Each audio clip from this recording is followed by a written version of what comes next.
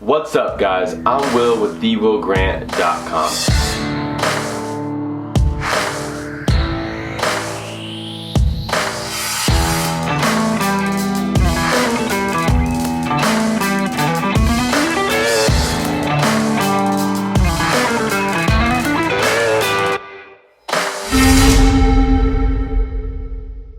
Our breath is our doorway into everything internal, and internal is where all of our answers are, all of our struggles, all of our joys, all of our pains, and all of our weaknesses.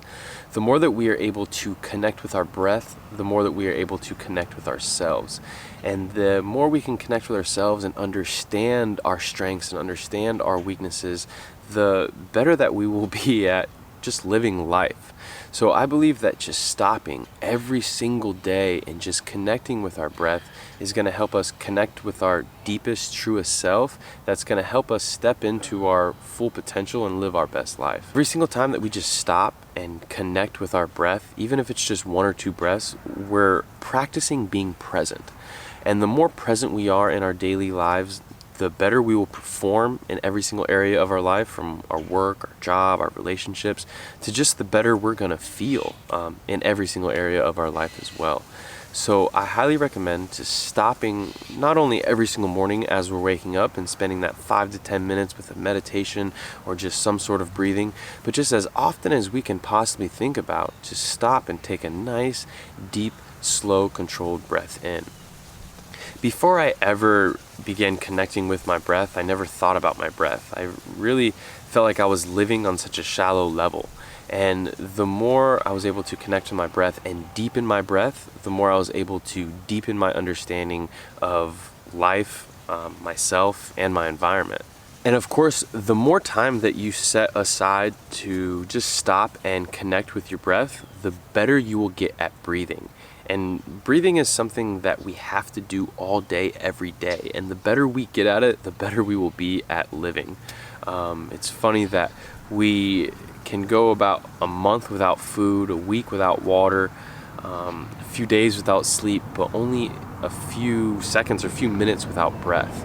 So the better we get at breathing, it seems like it's one of the most important things to just living.